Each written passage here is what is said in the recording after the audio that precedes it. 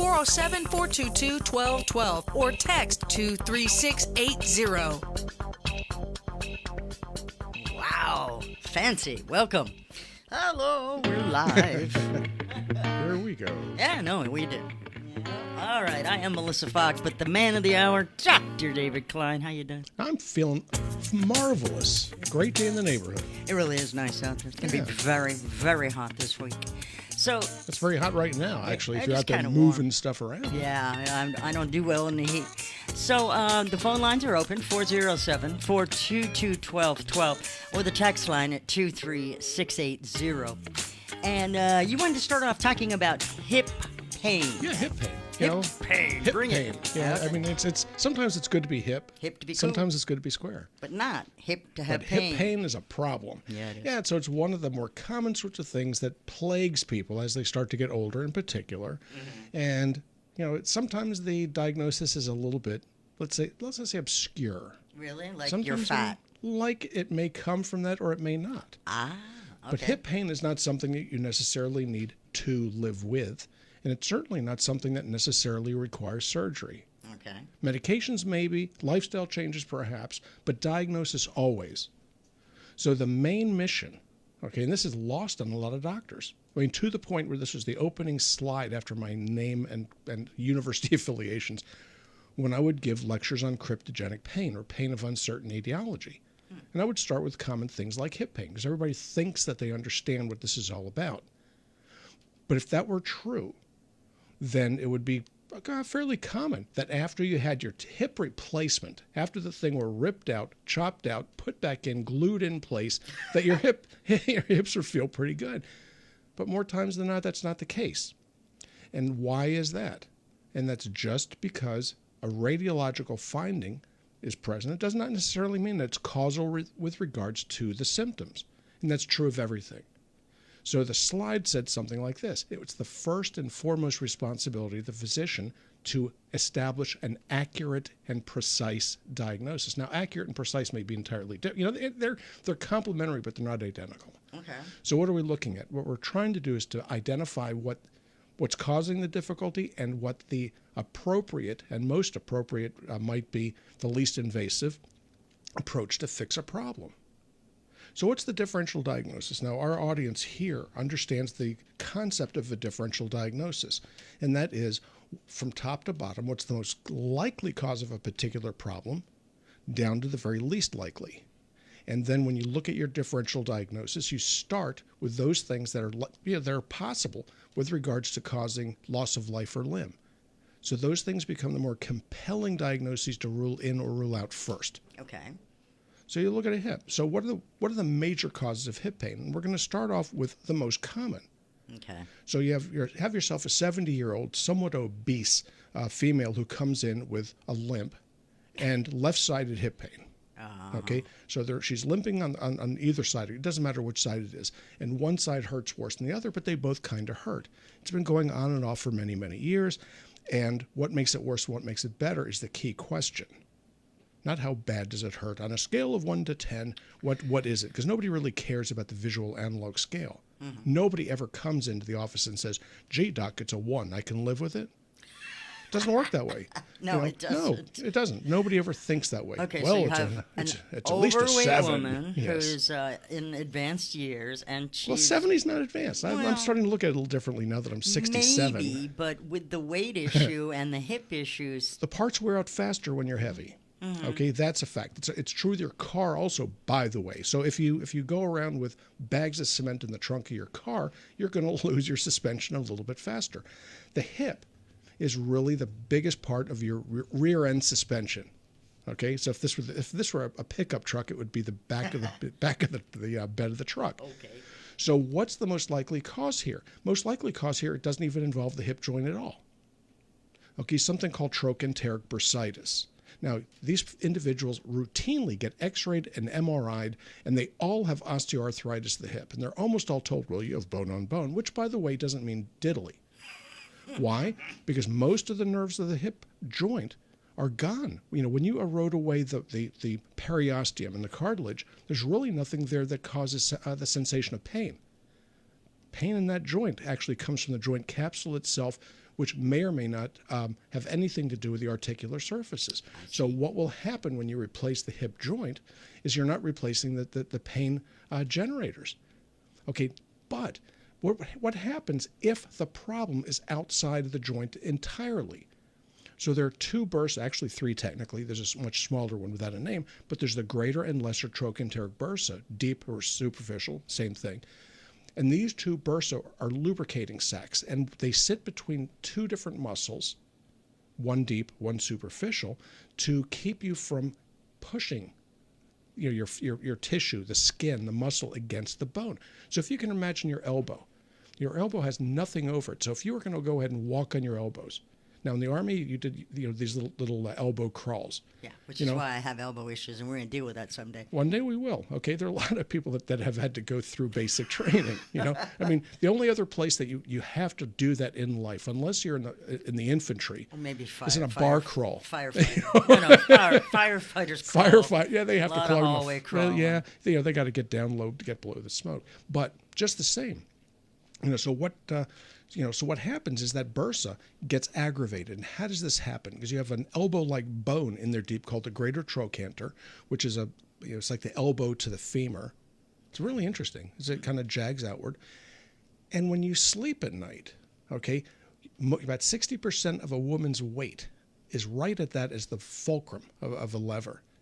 Right there is where the weight focuses. And so if you sleep on your side, wouldn't you know it, most of your weight is right on that elbow bone. And then all of a sudden, it starts to get a little inflamed. One night, you're going to sleep on a bed that's too hard. Or one night, you're going to carry something, a suitcase, bouncing it off your hip, and it's going to start getting it aggravated. And then it starts to swell and get a little more inflamed, and then swell some more, and you sleep on it. Then you flip to the other side, and it doesn't feel too bad. Because when you sleep on the contralateral side, it goes away, seemingly. Until it starts on that side too. That's all. Then you go flapping back and forth.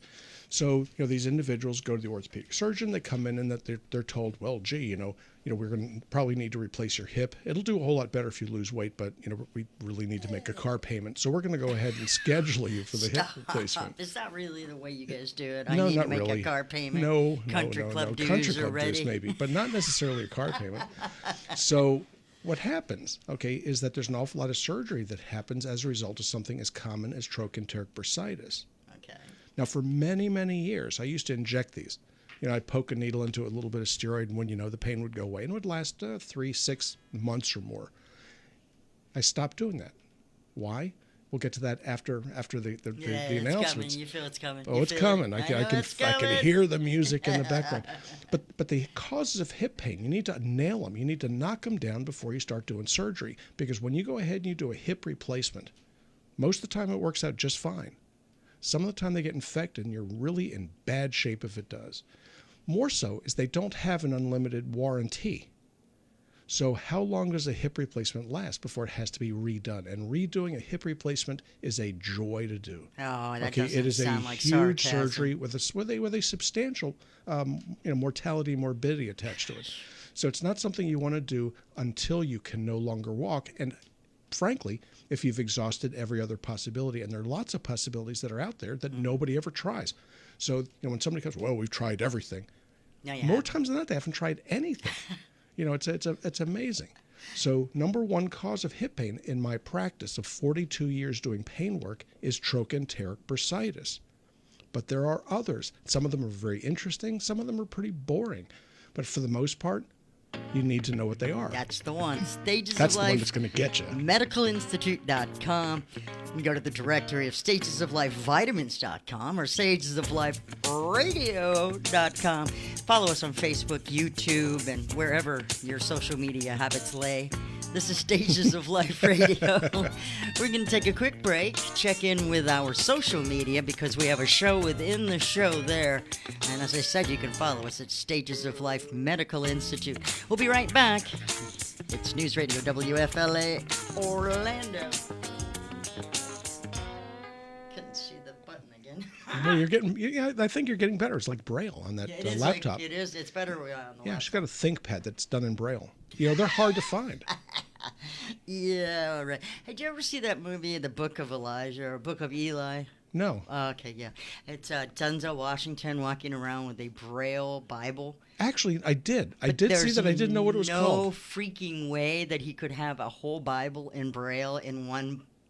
Well, It would have to be like 29 volumes. well, you'd have to have a suitcase full of Bibles. Yeah, there's absolutely no way that you could have one Braille, maybe one chapter in a book like that size. Yeah. But Braille is lots of words, lots of pages for few words. Yeah, I'd forgotten all about that. That was a good Book movie. of Elijah. It was a good movie. It was an interestingly weird post-apocalyptical movie. Yeah, I'm not really too big into apocalyptic anything, frankly. good. I had a good one on that one. That's a big word. Apocalyptic. Post-apocalyptical. Yeah, that actually sounds like a dance, doesn't it? It is, right? Does do the post-apocalyptical. I can't believe I said that so many times. And that one put to We'll music. get into trouble for that. Probably at Yeah, some point. that's some cultural appropriation. All right, guys. Dr. Klein, you is so smart. I wish you could be my doctor, because that's Well, are you talking or is that on the that's a text? text. Could you please come? Could you please come? They want me to come to the Villages again? No, I'm Nantucket. not that old. That's a Nantucket. Oh, good. Okay. All right. Who is?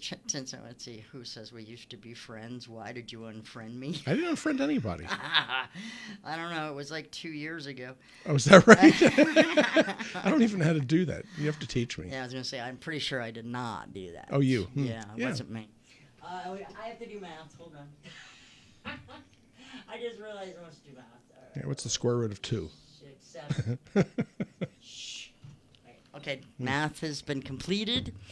Yeah. Oh, look at that. All right, so questions for the doc. A little late right now for questions for the doc, but that's okay. I mean, on We have plenty of social time. media, on the social media. Yeah. But yeah, we do for right now. We have plenty of time. Doctor, you is so smart. Denver says, hi, I haven't seen you in a long time. Denver, I did not block you unless you said something stupid. And then I have no responsibility there. All right, what do we got? What are the alternatives to prednisone for what? Are there For what? widespread contact dermatitis? Oh, lots of them. Okay. Hang on. Chronic conditions have a rash as a side effect. Had my first hip replaced at 47, other at 49. No severe degenerative stenosis. Is Riverdance career my jeopardy? Phone's going up. Go ahead. Good. We got some. Yeah. Don't quit your day job. Texters. Wow. All right, stand by. Welcome back. Stages of Life Radio every Sunday afternoon, 4 until 5. We are live, and the phones are hopping right now as well. 407-422-1212. If the lines are busy, keep trying. But if the van is rocking, don't bother knocking, right? Oh, yes. Okay. Dr. Klein, before the break, you said you alluded that there were things that could cause hip pain that were curious and very interesting. And then you also said that there were things that caused hip pain that were rather of a snore. You bet. So let's start with the interesting and exciting one, because I'm not really into the snoring hip pain. All right. Okay, well, we're going to start with the one that causes a popping sensation in your hip. Right. Oh, I know that Okay, one. yeah. And it feels like days, and then it finally slides back in. No. No? You'll lie down in bed. Okay, you'll be on your back. Yeah, I know. Thinking about the day. Sure. And you externally rotate your hip. That means you take your right knee and point it towards the right. And all of a sudden it feels tight, and then pop. Yep, that happens. Okay, you move it back, you do it again, it goes pop or snap or whatever it's going to be. And it's sometimes associated with some pain in the hip. Okay. And there are a lot of folks that'll go and they'll get, they get looked at, they get x-rayed, they figure out that there's some arthritis in the hip, it must be arthritis, and go through physical therapy. They may go through chiropractic and whatnot, but nothing seems to make it any better. And they start getting worried because it's got to be something very, very serious after all. Okay, and I love these because it's an extraordinarily common problem, far more common in individuals that dance or do things like dancing or basketball or other sports of that nature. And it's called snapping hip syndrome. Now that, if you're not laughing by now, okay, you say, well, gee, of course it's snapping. And why wouldn't they call it snapping hip? Well, because it really has nothing to do with the joint at all. Oh. Okay, nothing. There's a muscle called the iliopsoas that comes from the lower back, and sometimes it's associated with like a back tightness. And so the iliopsoas goes down through the pelvis and attaches on the femur. So when you externally rotate the hip, the tendon of this muscle passes over the joint and goes pop. Okay? And so it's like plucking the string on a guitar. Twing! Okay, does it do any damage? The answer is no. It's kind of amusing after you start to learn that that's what this thing is. But, these are the sorts of problems that bring people into the doctor's office. Some of them are very severe, some of them are not. Is that one unusual? The answer is no, it's not particularly unusual. Okay. Now let's take something else. We're going to go for something visceral this time. What kinds of things of a visceral nature can cause hip pain? I had one this week. Okay, it was a 15 millimeter kidney stone stuck in somebody's mid-ureter. Yeah. Yeah, and so what had happened was he called me on the phone and demanded an antibiotic. Okay, a 70-year-old guy, he should know better than that. Okay, I haven't seen him for a year. I said, no. I said, I'm not going to call in an antibiotic for you. There's no MD after your name. I have no reason to think that it's anything infectious. He goes, well, I think it's a urinary tract infection. So he helped me a little bit. When a guy comes in complaining of a urinary tract infection, it's usually something interesting. You had best listen to what they have to say. Yep. All right? So what are the possibilities? So somebody's coming in. What brings a man to the doctor's office anyway? It's usually two things. Yeah, woman, yes. In this case, it's true. But yeah, it's one of two things. It's either going to be pain or bleeding. Now, since the invention of Viagra, there's a third reason that doctors come to the doctor's office. Short of that, they don't care about anything else. Okay. Right? Well, they don't come in for hair loss. They don't come to my office for hair loss. They come in for pain typically. And so he was having some dysuria, so he was convinced. That's a funny sensation when you pee. So he was pretty well convinced he had a urinary tract infection and would not be satisfied without an antibiotic. I said, well, fine, go to Centricare, see how it works for you. And he came in. Yeah, you know how that goes. So he popped in. Don't play with and the I did So I did a urinalysis on him, and it showed a little bit of blood. It was like, how interesting. Now I'm starting to think, does he have a cancer? Does he have anything bad going on? Could it just be prostatitis? But what he was complaining of was hip pain. He was complaining of some abdominal pain that was moving around. So I was really concerned that I was going to miss an appendicitis. And so I sent him to the emergency room to get an ultrasound and a CAT scan or MRI, depending upon what was available. It really didn't matter. And what they found was a 15 millimeter stone in his ureter. So antibiotic would not have been appropriate. Oh, well, No, but it could have cost him his kidney. You pick the wrong antibiotic, and you're backing the kidney up from a kidney stone, and it can cause some issues, let's say. Wow. So hip pain can come from some interesting sorts of things. Really? Now let's take. We've got somebody with, asthma, attention deficit disorder, and has been taking steroids for years, on and off. Really? Inhalers. Okay, we're just gonna put me out there? No, Just I wasn't gonna. I wasn't. The mix? No, this isn't you, but it could have been. I'm not overweight. But I chose. No, you're not. But I chose the combination because this happens a great deal. Sure. And so now you have an individual that's put on some weight. They've got, they may have some insulin resistance syndrome, sometimes known as prediabetes. They just are not the world's healthiest individuals. And then all of a sudden they start developing excruciating hip pain. So what can this be? So we're going to go in, we're going to get a routine x-ray of the hip and see what's going on in there. And you don't see much of anything but a little bit of arthritis. And it's no different than the other side. And yet the patient's complaining more and more vociferously about the pain. Complaining of the pain. And so what happens is something called osteonecrosis of the hip. You got to worry about that also. So what's this all about? The vasculature that innervates the hip itself, the ball of the hip, can become compromised with certain types of medications, most typically those of a steroidal nature, but sometimes amphetamines can do it. Wow. So the small blood vessels tend to get a little bit hardened. They tend to get a little bit constricted. It causes the bone to die off. These are things, and these are many of the reasons why I don't like using injectable steroids anymore. Now, over the years, I've used way too many, and I regret it. Mea maxima culpa. It's all I knew. But the use of injectable steroids can lead to these sorts of things also, if done injudiciously. Well, I'm told I can get 3 epidurals a year, and all of a sudden, then you got a problem. Okay, how old are you? How long have you been doing this? And so people come in having had 10, 20, 30 epidural steroid injections over a 10-year period. And these are the individuals that you have to worry about from the injectable side. I would think. Or, but hip pain, knee pain, Achilles rupture, these are the sorts of things that can happen with steroid use in particular. But the hips, those are the ones that you worry most about. more unusual problems, interesting problems. You know, the boring stuff is always kind of cute. But what about things like Paget's disease? Okay, so Paget's disease, you see this in men mostly, but women as well. Paget's disease of the bone as opposed to Paget's disease of the breast, which is entirely different. So Paget's disease is like a benign cystic lesion. It's like a wart that appears in the bone. Most typically it happens in the skull. It can happen in any bone in the body, actually. The larger ones are the ones you usually find it. But you can find this in the femur as well, and that will cause hip pain. It'll cause femoral pain. How do you find these things? You can find it with a routine x-ray if you look closely enough, but also with a bone scan. So these are the sorts of things that really make it more and more interesting. You go to a surgeon, you're going to get a surgical diagnosis. Of course. I was a surgeon. I started off as a surgeon. You say you got bored with it or just didn't care? I got bored. Yeah. Yeah, don't let skin get between you and a diagnosis. Okay, that was one that we were taught as interns. Oh, boy. You know, the Bard Parker diagnosis. That's the brand on the scalpel. You know, so there are many reasons a person will go to see the doctor. There are many reasons, many types of complaints.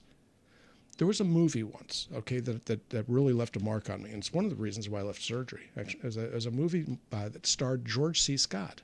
It was called Hospital.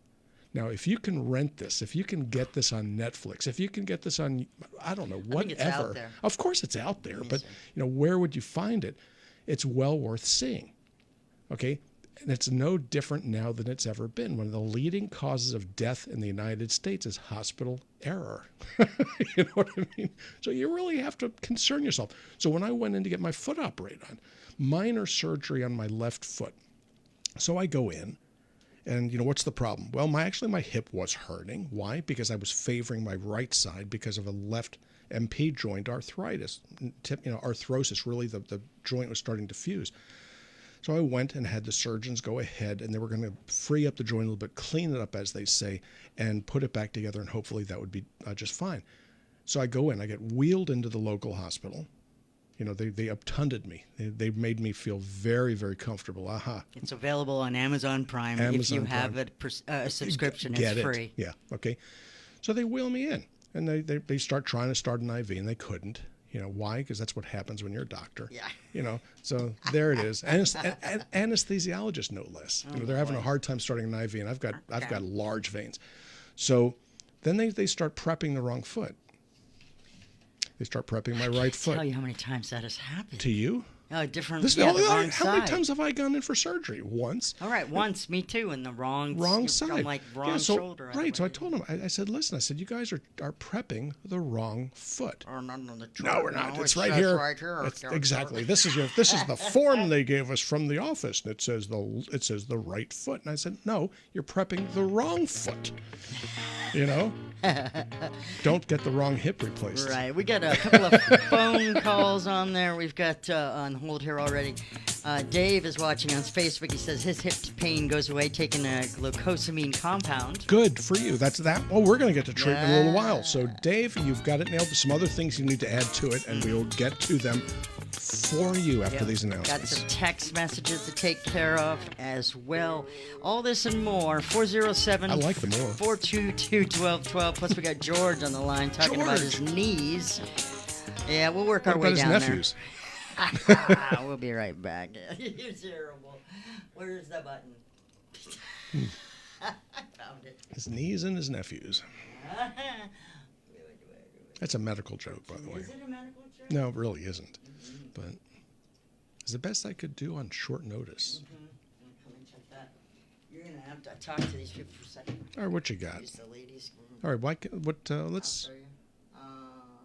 What's the first question? The first question, and then you can hit the I head. had my first hip replaced at 47, the other one at 49. Now I have severe degenerative stenosis. Of what? Of the hips, I'm guessing. Okay. My river dance career in jeopardy. All right. So hip replacement. What happens there is you have two pieces, principally, of the hip that are replaced: the acetabular cup and the femoral component. So there's really nothing in there to get stenotic. I'm not sure exactly what the question is going to be. However, when you end up with a hip replacement, there is a limited warranty on these things. So when I was at Duke, okay, we used to tell folks not to expect more than 5 to 8 years out of a hip or knee replacement. Why? Because of weight changes, your bones are not static. They don't remain the same. So they're supposed to give a little spring, they're supposed to give a little bit, they're supposed to bend a little bit. And when they don't, the adjacent tissues tend to degenerate. That's probably what you're looking at here, okay, is that the other joints are starting to tear up, like the sacroiliac joints. The sacroiliac joint will start to sclerose. It'll start to harden. The L5S1 facet, the L4-5 facet will start to sclerose, and you'll start to narrow in the spinal canal. So the stenosis, if I'm not entirely wrong, is probably going to be in the spine, because that's the most likely place where things are going to get torn up. So what do? First thing you want to do when you're going to have these sorts of surgeries, if you can, is to lose a good bit of weight before you go in, because the more weight that you bear, the greater the wear and tear. So let's say that your weight 180 pounds. Okay, that's a lot for most women. All right. So when you're walking up and down stairs, how much torque is going about that hip joint? The answer is about 320 pounds of torque. And you're going to go, well, how can that be if you only weigh 180 pounds? The same thing happens if you take a telephone book. Now, you remember what those are. You can't even find a good telephone book anymore. You might have to go to like an antique store. But a telephone book weighs about 10 pounds if you're in Washington, D.C.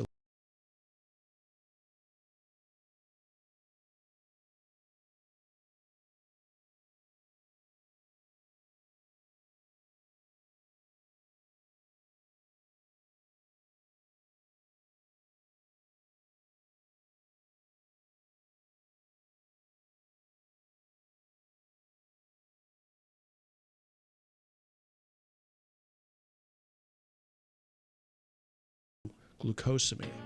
So we're going to talk about that on the air, because I think that's really going to be more interesting to a lot of people, actually. Welcome back. It's Stages of Life Radio, Sundays 4 until 5 p.m. right here on News Radio WFLA Orlando. I am Melissa Fox, and Dr. David Klein is in. You can check out Stages of Life MedicalInstitute.com. Always accepting new patients and loves the Medicare. Yeah. Yeah. Because they tell you the rules, you follow them, everybody's happy. Everyone wins. Yeah. Yeah. It's none of this dial 1-800-DENIED. Yeah, denied. Denied. Okay, so we have a lot of questions about hip pain.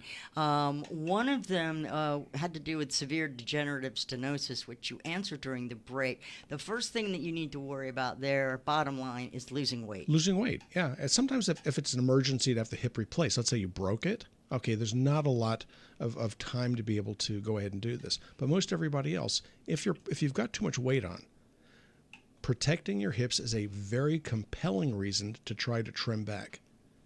Very important indeed.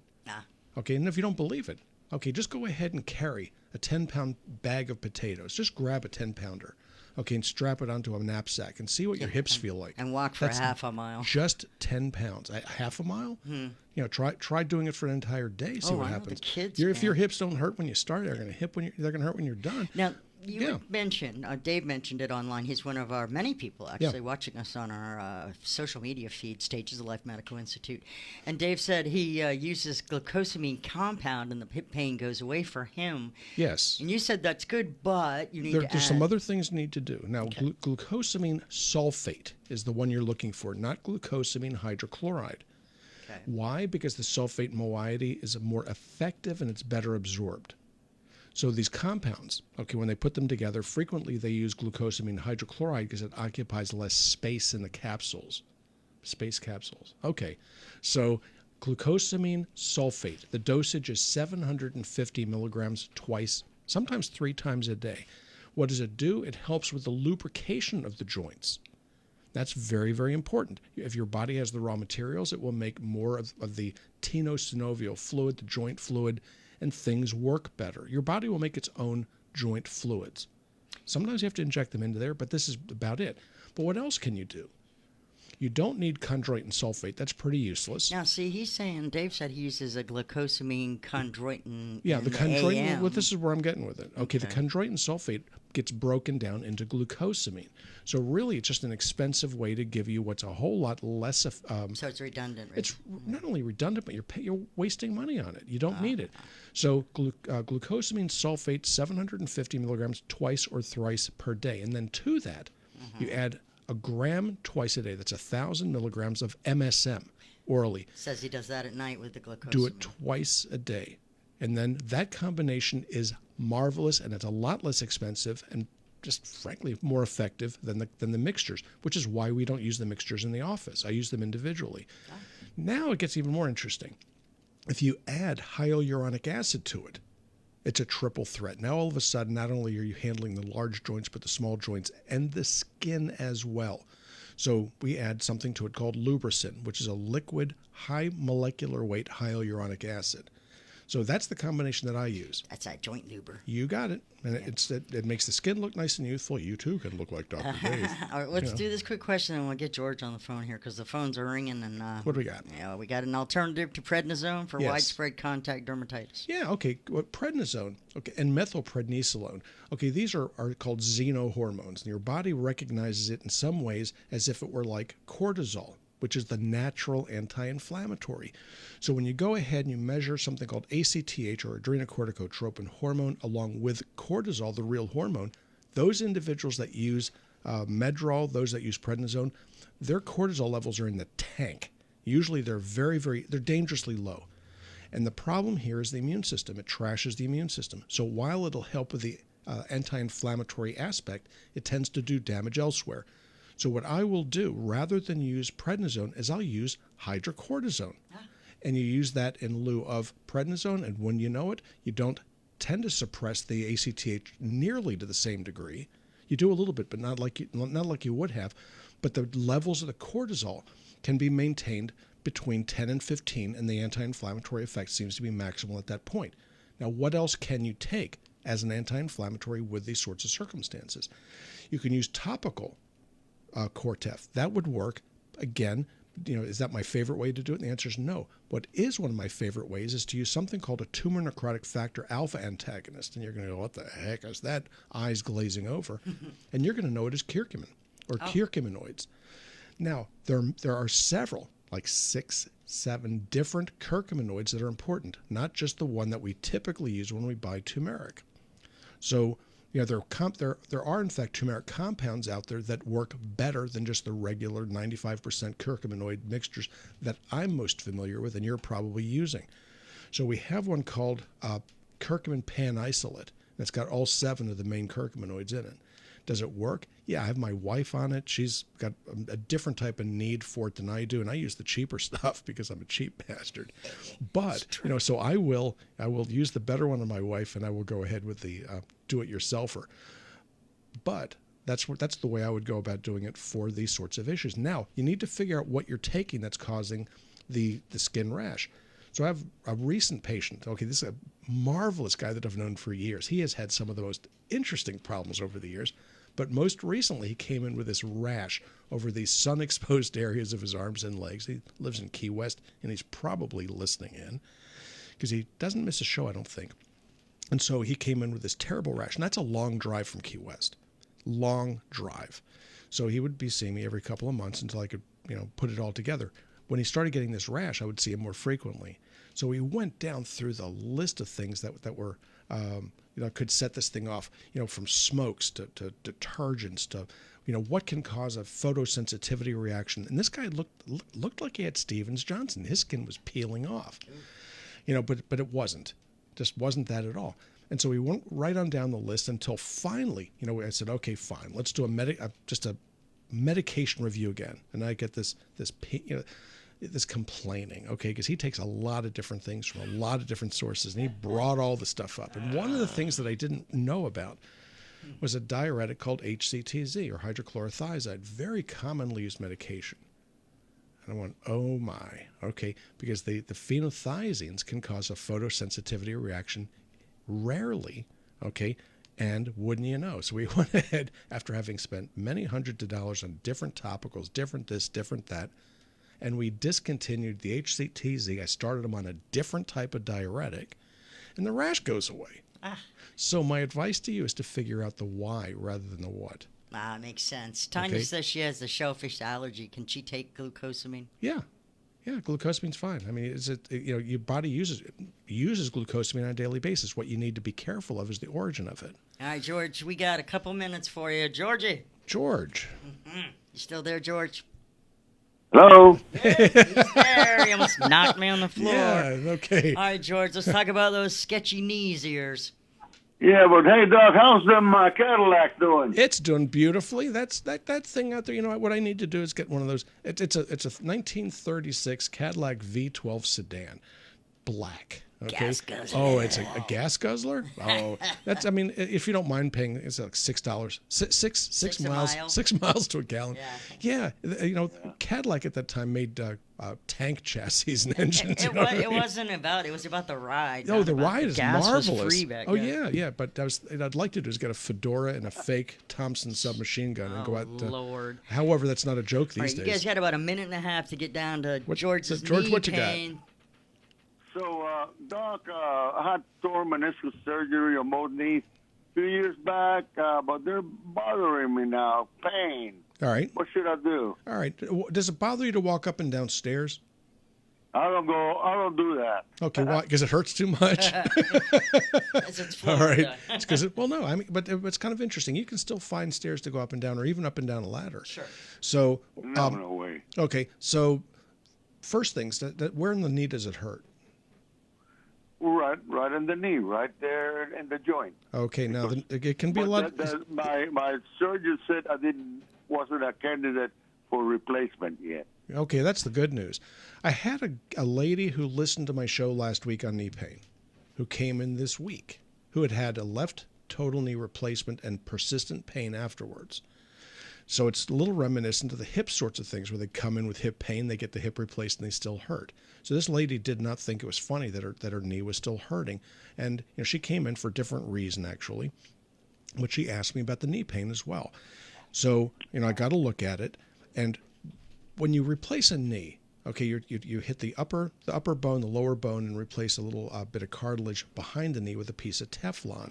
So what I did was I held the knee, pushed in behind it, and found that she had a tendonitis behind the knee, put some kinkies behind the knee, and the pain went away. George, you need to come in. Yeah, We need to see George, you. I got to see you. You got to come in, George. Yeah, Stages of Life Medical Institute, easily located off of I-4 in Longwood. Just a piano's throw. It's a piano's throw off of I-4 at 434. You come out Raymond Road and you can see the big butterfly. Yeah, you see the big butterfly It's a big there? butterfly, It's yes. across from Four Rivers and right there at the I-4, 434 area. So Plenty of parking, and you can always call in during business hours too at 407-679-3337. We'll be right back. Stay right there. Okay, so yeah, what do we got? Hi everybody, how are you today? Thank you for spending your time with us. We need to get George in here. I It's going to take 5 minutes he to figure sounds that Cajun. out. Oh, we don't live that far. Yeah, he's like, is it the coast or something? He or- does not live far. I think he lives in South Orlando, if I remember. we should do this one in the air, but multivitamins upset my stomach with food, without food, even Dave's without iron. That bothers you? That's what this is on the text, yeah. Lightweight. All right, we'll answer that one in a second. Got any questions for the doc on the social media? Let us know. Let's see what he got for a second.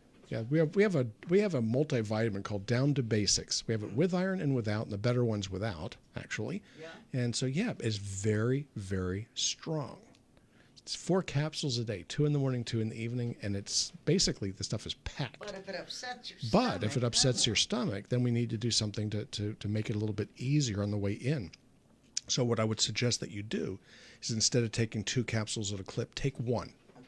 Let your body kind of get used to it. You take 1 a day, you wait a week, maybe 10 days. You go up to 1 in the morning, 1 in the evening. You wait a week to 10 days. Then you go ahead and you take 1 in the morning and 2 in the evening. You're building up a tolerance. You're building up a tolerance to it. And so then things will start to feel better because it's chemically irritating. But, you have to get the nutrients in. We're not getting them in our food any longer. And that is the most cost-effective way that I know to get the vitamins and minerals in one product. And it costs, I think, $23 or $24 a month. You know, if you buy a 3-month supply, it's $20 a month. So, you know, if you're out there buying a lot of these multi-level marketing sorts of things, you'll be paying $80 to $90 a month. And it's not as good. No. Well, first of all, it's not. Kathy's checking in. She said she feels great. She had her second COVID shot, had no bad side effects. She thinks she's good to go. I think you are too. Yeah. Way to go. Nicely done, Kathy. Now, there are a couple of things that we do at Stages which are not done elsewhere for reasons that escape me. But we do titers. That's the measurement of the coronavirus gamma globulin. So we can actually determine how good your response was to the vaccine, and when it's worn off enough that you're going to need, if the situation is such, a booster. So otherwise what you're doing is you're going with CDC guidance, and we all know how good that is. All right. Now, we've had a handful of Johnson & Johnson vaccines that didn't really generate much of an immune response at all. The Pfizer seems to be the one that has the greatest kick to it, actually, as it turns out. We measure it. I think we're the only lab in Florida. We may be the only one in the country that can do IgG measurements like that.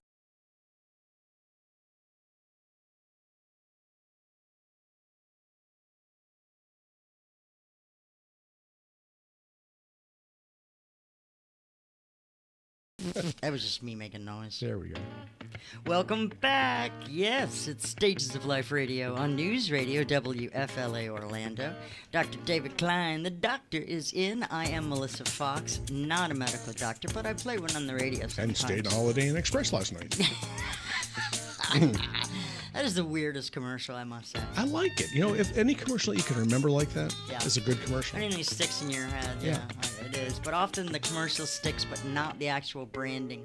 Yeah, isn't that something? It is something, so, yeah. Anyway. Or the commercial hangs around, but the people in it don't, like the Marlboro Man. Oh, the Marlboro Man, yeah, well, he kind of died of cancer. Yeah, he dated my wife's mom at one point. Okay, so we were just talking about the vaccine on the break here, and now we got Rick from Altamont Springs. Hey, Rick.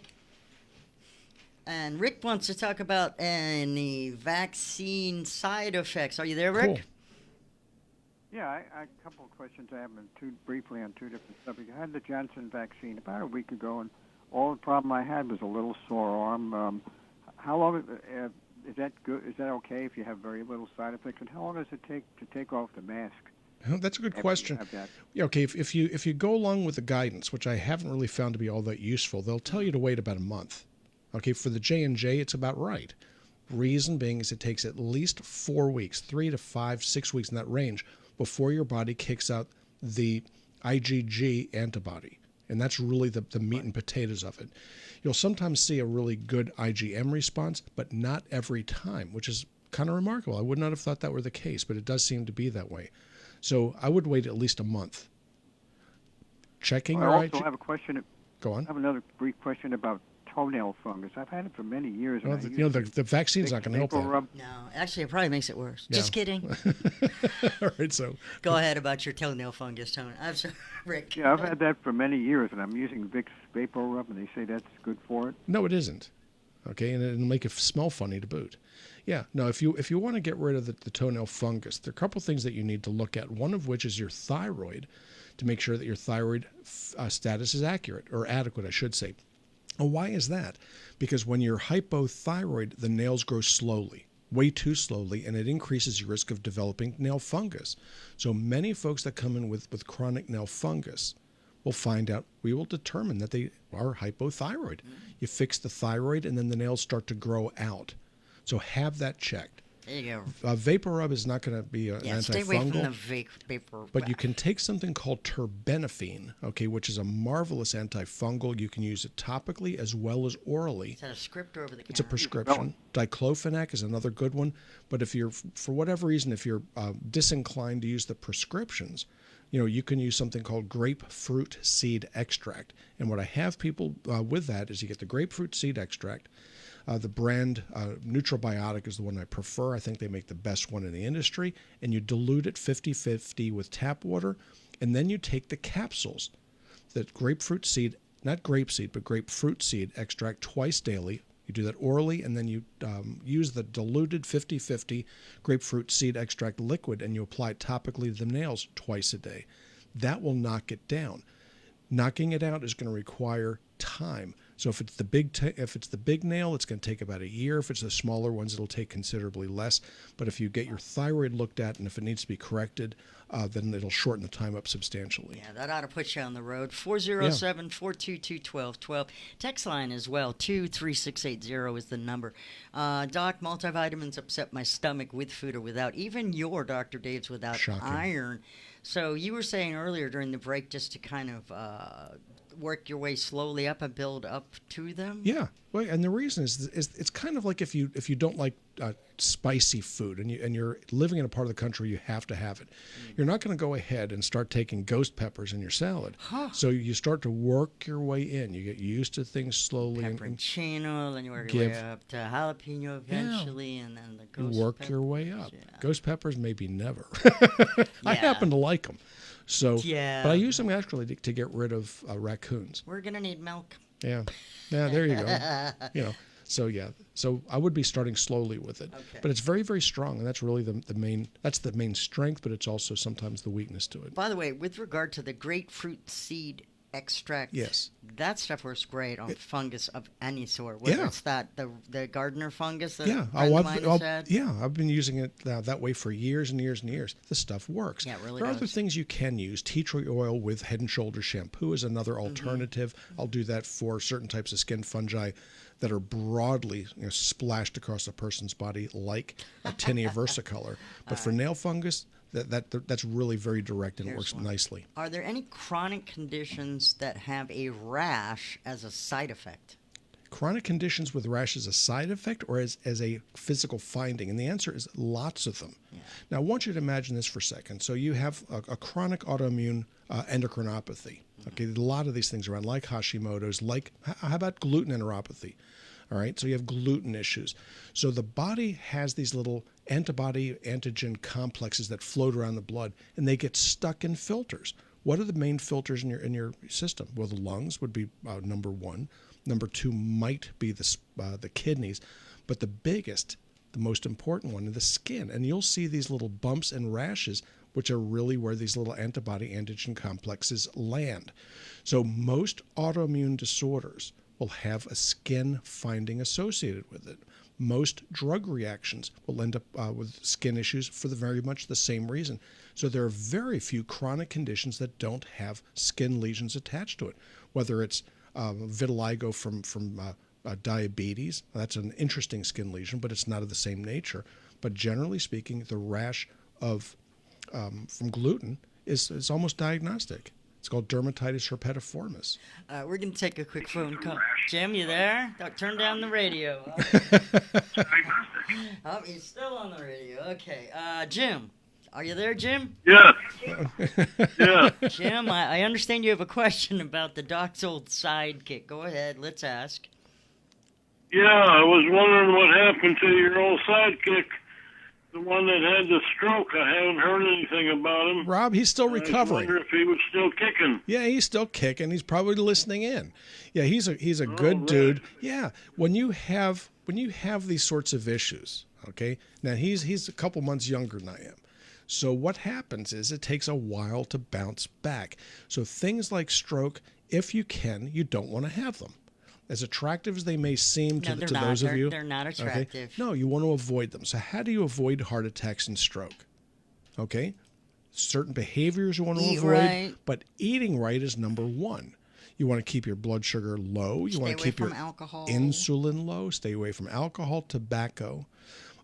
But there are a number of things that you want to do that you can be proactive with. One of which is to eat a small dose of aspirin per day. St. Joseph aspirin is just fine. And fish oil reduces your risk of heart attack and stroke 15%. Little fishies, though, not the big but ones. I'm sure Rob, he's bouncing back, but a little bit slowly. There you go. So that was Radio Rob. Nice. Thank you for asking. Thank you for asking. He's a good guy. Hey, we got to say bye-bye. We'll do it again next week, Sunday, 4 o'clock. Say goodnight. Hasta luego. You've been listening to Stages of Life Radio with Dr. David Klein. Check out stagesoflifemedicalinstitute.com or stop by 1917 Booth